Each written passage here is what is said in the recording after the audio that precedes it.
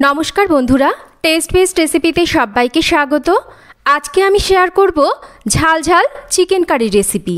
যারা ঝাল ঝাল রান্না খেতে পছন্দ করেন একবার এইভাবে চিকেন কারি রান্না করে খেয়ে দেখুন, খেতে কিন্তু ভীষণ ভালো হয়। আর যারা নতুন রান্নাবান্না শিখছেন তারাও কিন্তু আশা করি এই রেসিপিটা দেখলে অসুবিধায় পড়বেন না। চিকেন কারি বানানোর জন্য সবার প্রথমে গ্যাসের উপর একটা কড়াই বসিয়ে দেব আর কড়াইতে সর্ষের তেল গরম করে নেব। এই রান্নাটা কিন্তু সর্ষের তেলে করলে খেতে বেশি ভালো লাগবে। খুব ভালো করে তেল গরম হয়ে গেলে এখানে বড় টুকরো করে কেটে নেওয়া আলুর মধ্যে লবণ আর হলুদ মাখিয়ে নিয়েছি। এবার আলুগুলোকে একটু লাল করে ভেজে তুলে নেব। আলুতে লবণ হলুদ মাখিয়ে নিয়ে কিন্তু খুব বেশিক্ষণ রাখলে আলুগুলোর মধ্যে একটা কালচে ছোপ চলে আসে, তাই সঙ্গে সঙ্গে লবণ হলুদ মাখিয়ে নিয়ে আলুগুলোকে ভেজে নিতে হবে। এবার তেলের মধ্যে ফোড়নে দেব একটা তেজপাতা, 2 থেকে 3টে একটু ফাটিয়ে নেওয়া ছোট এলাচ, 2-3টে লবঙ্গ আর 2 টুকরো দারচিনি, 8 থেকে 10টা থেতো করে নেওয়া ছোট কালো গোলমরিচ। তো খুব ভালো করে এবার ফোড়নটাকে একটু কয়েক সেকেন্ড ভেজে নিতে হবে। আর এবার এর সাথে এর মধ্যে দিয়ে দিচ্ছি কয়েক দানা চিনি। তো খুব বেশি চিনি কিন্তু না, সামান্য কয়েক দানায় চিনি এখানে দিয়েছি। আর এতে করে কিন্তু চিকেন কারিটা মিষ্টি হবে না, চিনিটা ক্যারামেলাইজ হয়ে গিয়ে সুন্দর একটা কালার চলে আসবে।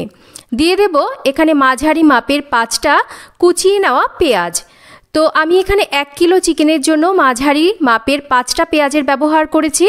আর পেঁয়াজটাকে একটু হালকা করে ভেজে নেব।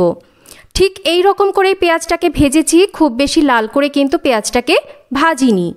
এবার এর মধ্যে দিয়ে দেব আদা রসুন বাটা। এখানে আমি একটা ছোট সাইজের রসুন আর তার সাথে 1.5 ইঞ্চি মতন আদা বেটে নিয়েছি। তো আদা রসুন বাটা দিয়ে এবার একটু পেঁয়াজের সাথে ভালো করে ভেজে নিচ্ছি। মোটামুটি আদা রসুনের কাঁচা গন্ধটা চলে যাওয়া অবধি একটু ভেজে নিতে হবে পেঁয়াজের সাথে। এবার এর মধ্যে দিয়ে দেব বেটে নেওয়া টমেটো আর তার সাথে কয়েকটা কাঁচা লঙ্কা। তো আমি এখানে ঝালের জন্য কিন্তু সমস্ত রকম ঝাল ব্যবহার করছি, এতে করে কিন্তু চিকেন কারিটা খেতে বেশ ভালো হয়।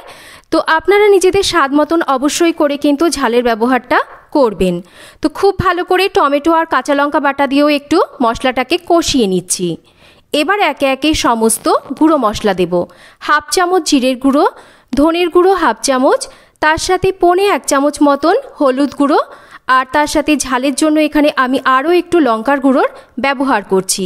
দিয়ে দিচ্ছি 2 টেবিল চামচ মতন নর্মাল টেম্পারেচারে থাকা ফ্যাটানো টক দই। তো এবার খুব ভালো করে মশলাটাকে একটু কষিয়ে নিতে হবে। আর মশলা কষানোর সময় অবশ্যই করে গ্যাসের ফ্লেমটাকে কমিয়ে রেখে মশলাটাকে কষাতে হবে।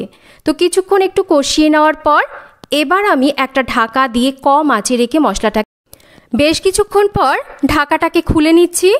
আর দেখুন মশলাটা বেশ ভালো করে কিন্তু কষানো হয়ে গেছে। এবার ঢাকা খোলা অবস্থায় আরও একটু ভালো করে মশলাটাকে কষিয়ে নিতে হবে। আর এই মশলা কষানোটা কিন্তু খুব ভালো করে না হলে চিকেন কারির স্বাদটা খুব একটা ভালো আসবে না। আর খেয়াল রাখতে হবে মশলাটা যাতে নিচে থেকে ধরে না যায়। মশলা ভালোভাবে কষানো হলে ভালো করে ধুয়ে জল ঝরিয়ে নেওয়া চিকেনগুলোকে দিয়ে এবার গ্যাসের ফ্লেমটাকে হাইতে করে দিয়ে 8 থেকে 10 মিনিট খুব ভালো করে মশলার সাথে চিকেনকে কষিয়ে নিতে হবে। অবশ্যই করে কিন্তু গ্যাসের ফ্লেমটাকে হাইতেই রাখতে হবে। তো 8 থেকে 10 মিনিট কষিয়ে নিয়েছি। এবার এর মধ্যে স্বাদ মতন লবণ দেব। এর আগে কিন্তু কোনো রকম লবণ আমি দিইনি। আর ঝালের জন্য আমি এখানে আরও একটু চই ঝালের ব্যবহার করছি। আর যারা চই ঝাল চেনেন তারা কিন্তু অবশ্যই করে দেবেন, আর যারা চেনেন না তারা পারলে কিন্তু একবার দিয়ে খেয়ে দেখবেন। এতে কিন্তু দারুণ সুন্দর একটা স্বাদও হয় আর বেশ ঝাল ঝাল হয়। তো ভালো করে একটু মিনিট 2 একটু এইরকম নাড়াচাড়া করে নিলাম। এবার একটা ঢাকা দিয়ে একদম কম আঁচে রেখে চিকেনটাকে রান্না করতে হবে। আর কিছু সময় পর আমি ঢাকাটা খুলে নিচ্ছি। আর দেখুন চিকেনতে লবণ দেওয়ার ফলে বেশ কিন্তু জল ছাড়তে শুরু করেছে। তো 1-2 বার এরকম ঢাকা খুলে নিয়ে কিন্তু চিকেনটাকে নাড়াচাড়া করে দিতে হবে যাতে চিকেনটা নিচে থেকে ধরে না যায়। তো আমি একটু নাড়াচাড়া করে দিয়েছি, আবারও ঢাকা দিয়ে কম আঁচে রেখে রান্না করছি।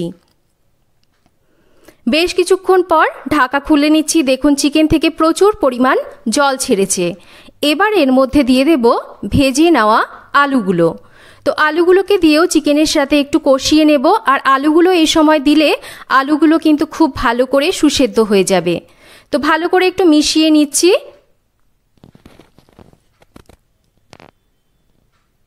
আবারও ঢাকা দিয়ে আরও কিছুক্ষণ রান্না করব যাতে চিকেনটা ভালো করে সেদ্ধ হয়ে যায়। তো দেখুন ঢাকা খুলে নিয়েছি, চিকেন কিন্তু খুব ভালো করে সেদ্ধ হয়ে গেছে আর কষানোও হয়ে গেছে। চিকেন থেকে সুন্দর করে তেল ছাড়তে শুরু করেছে। তো এবার এর মধ্যে গ্রেভির জন্য দিয়ে দেব গরম জল। এখানে আমি খুব বেশি জল দিচ্ছি না, মোটামুটি 1.5 কাপ মতন গরম জলের ব্যবহার করেছি। এর সাথে দিয়ে দেব বেশ একটু গরম মশলার গুঁড়ো আর অল্প করে একটু ঘি। তো ভালো করে মিশিয়ে নেব আর কিছুক্ষণ এবার রান্না করে নিতে হবে। খুব বেশিক্ষণ কিন্তু রান্না করার প্রয়োজন নেই, যেহেতু চিকেন আলু সমস্ত কিছুই খুব ভালো করে সেদ্ধ হয়ে গেছে। মোটামুটি 5 থেকে 6 মিনিট আমি রান্না করে নিয়েছি। তৈরি হয়ে গেল দারুণ স্বাদের ঝাল ঝাল চিকেন কারি। একবার এইভাবে আপনারা বানিয়ে খেয়ে দেখুন, আশা করি রেসিপিটা ভালো লাগবে।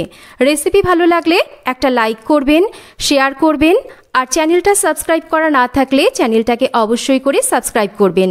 সবাই ভালো থাকবেন, আবার ফিরে আসবো নতুন কোনো রেসিপি নিয়ে।